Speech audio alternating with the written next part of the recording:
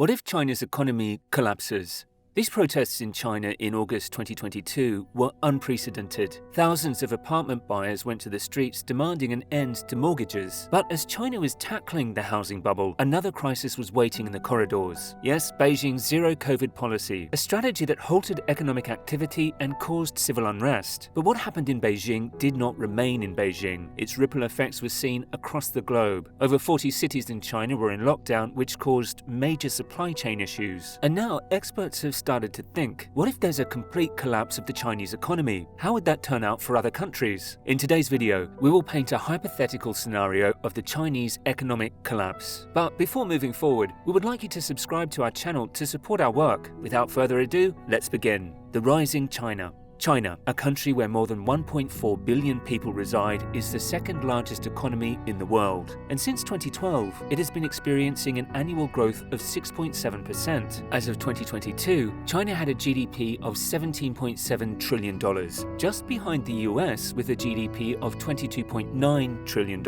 And you'll be amazed to know that many economists have forecast that the former will become the world's biggest economy by 2030. But this rapid progress wasn't always the case in China. It was in the late 1970s when China decided to move towards a more liberal economy. In simple words, it adopted a model of a mixed economy, a system that blends aspects of both capitalism and communism. And well, gradually, China integrated its economy with other countries, including the US, the EU, Australia, and almost every other country in the world. Beijing is the largest trade destination and is the economic fuel for many countries. Any disruption to the Asian giant could bring the entire world to its knees. Speaking of disruption, let's analyze the spillover effect on multiple countries, step by step. Implications for the US economy. Well, we need to admit that there's a growing rivalry between US and China, and both are competing to downplay each other. But with the Chinese economy facing significant headwinds, especially after the housing collapse and COVID bubble, many Americans must be careful about what they wish for.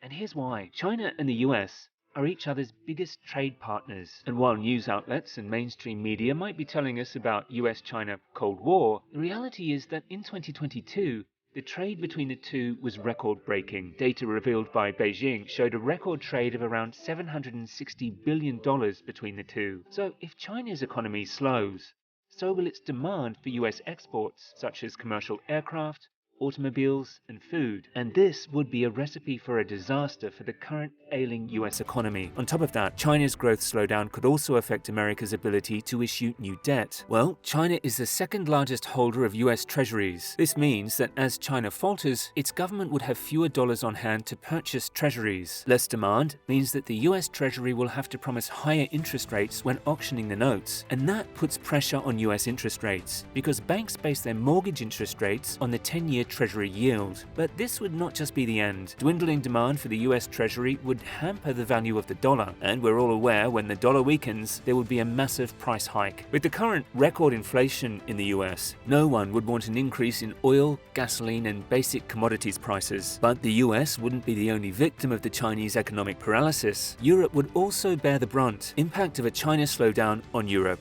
China has flexed its economic muscle in Europe as well. Beijing is Europe's biggest source of imported goods. Machinery, vehicles, chemicals, and other manufactured goods account for the vast bulk of goods traded between the two powers. And what is more important is that China feeds Europe with rare earth metals. If that somehow stops, then the EU would be devoid of electric and hybrid cars and wind turbines. Speaking of hybrid cars, Germany could face massive losses as it is a hub for automobiles. Already, its export to China in the latter part of 2022 dwindled when Beijing was facing an economic crisis in its backyard. So a Chinese economic demise could wreak havoc for Berlin, which is already in the doldrums after the Russian invasion of Ukraine. But this sorry state of affairs isn't just limited to the territorial boundaries of Europe and America. This economic linkage between China traverses well beyond that. Yes, now we move to Asia Pacific.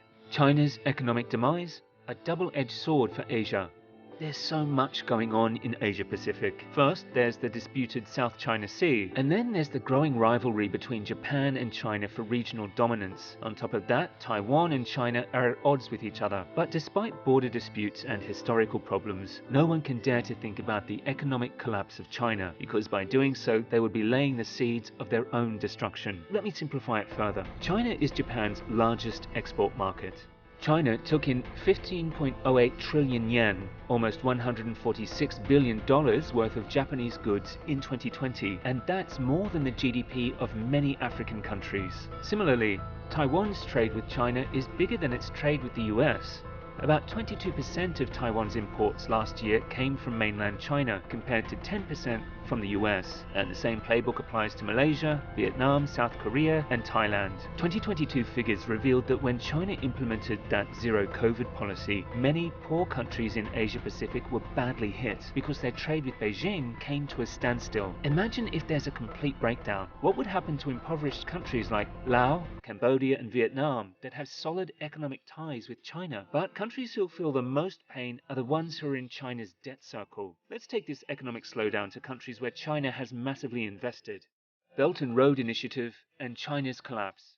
In 2013, China launched the Belt and Road Initiative, a series of roads and rail networks that connected Beijing with the rest of the world, a mighty project of $60 billion.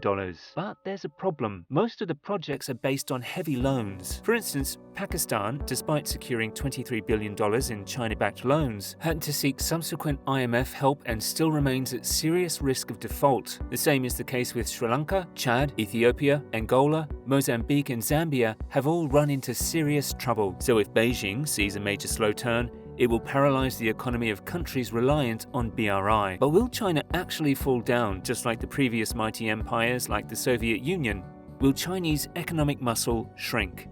Well, there's so much clickbait and thumbnails out there telling us that the Chinese collapse has begun, but the fact is that the chances of it are highly unlikely. Yes, we agree China has problems. Last year, the housing giant Evergrande went bankrupt, and COVID is once again increasing. But there's a catch. The industries that deal with the global economy, like international services and manufacturing goods, are normally resilient to internal turmoil because they're more dependent on global economic structure rather than domestic setup. But having said that, no one knows the exact future. Or maybe China's invasion of Taiwan, just like the Russian invasion of Ukraine, could possibly trigger Western sanctions on Beijing. And then the latter could nosedive into economic catastrophe. Apart from that, a major China downfall is unrealistic in the near future. None of this is to suggest that the sky is falling on China or that some sort of cataclysmic economic collapse is imminent or even likely. But the slowdown is here, and many are unprepared for it, which is why they need to plan now.